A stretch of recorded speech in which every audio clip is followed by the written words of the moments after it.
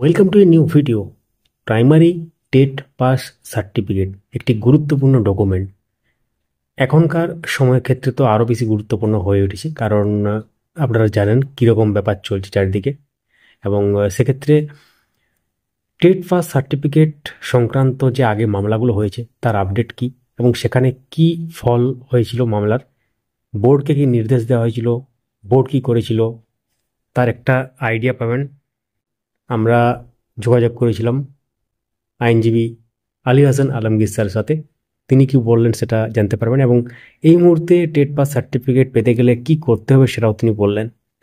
সঙ্গে থাকুন, দেখতে থাকুন। অবশ্যই আমাদের এই চ্যানেলটিকে সাবস্ক্রাইব করে রাখুন, পাশের বেল আইকন প্রেস করে অল করে দেবেন, এবং কমেন্ট সেকশনের কাছে হাইপ বলে অপশনটিকে কাজে লাগান। যারা ফেসবুক থেকে দেখছেন পেজটিকে ফলো করে রাখুন। শুরু করে যাক, ভিডিওটি লাইক এবং শেয়ার করে দেবেন দেখার পর। দেখতে থাকুন।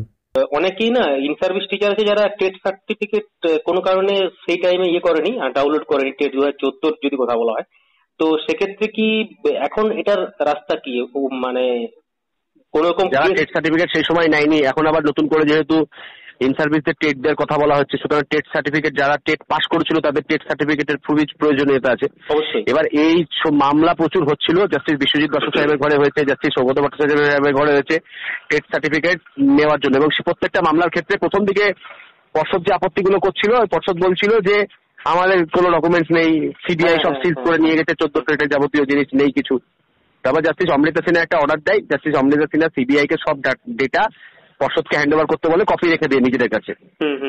তার ভিত্তিতে তারপরে হাইকোর্ট টেট সার্টিফিকেট দেওয়ার অর্ডার শুরু করে, এবং সেই অর্ডারগুলো মোটামুটি বলতে পারেন কনসেন্ট অর্ডার, কারণ বোর্ডও বলেছিল আমরা এদের টেট সার্টিফিকেট দিয়ে দেবো। কিন্তু দেখা যাচ্ছে কিছু মামলাতে টেট সার্টিফিকেট দিয়েছে, এরপরে প্রচুর মামলার অর্ডার হয়েছে টেট সার্টিফিকেট দেওয়ার, সেগুলো এখনো দেয়নি। আমরা কন্টেম্পটে নোটিশ করেছি, কোর্ট খুললেই আমরা কন্টেম্পট অফ কোর্টের জন্য বোর্ডের প্রেসিডেন্ট এবং বোর্ডের সেক্রেটারির বিরুদ্ধে কোর্টের দ্বারস্থ হবো। আচ্ছা, একটা অর্ডারের সাপেক্ষে আমরা দেখছিলাম ওই সিনিয়র অ্যাডভোকেট সুবীর সান্যাল বাবু তিনি লিখেছিলেন যে আমরা ক্লায়েন্টের থেকে ডাটা রিট্রিভ করতে সক্ষম হয়েছি এবং এদের একটা সার্টিফিকেট দেওয়ার ব্যবস্থা করবো, এই ধরনের একটা লেখা ছিল অর্ডার করতে দেখলাম।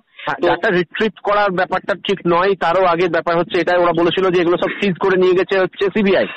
এবার তারপরে কোর্টের অর্ডারেই সিবিআই সবগুলো কোর্টেই ওদেরকে হ্যান্ড ওভার করেছিল।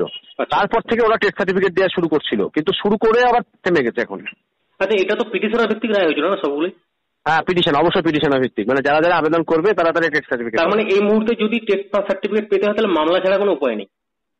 দেখুন, মামলা তো এরকম হয়েছে, কিছুজন পেয়েছে, কিন্তু অনেকেই এমন আছে যে এখনো পাইনি, কিন্তু মামলা ছাড়া আর অন্য কোনো উপায়ও নেই, কারণ যেগুলো অর্ডার হয়েছে সেগুলো তো ওরা দিতে বাধ্য, আজ নাহলে কাল কন্টেম্পটে গেলে তো দিতে বাধ্য।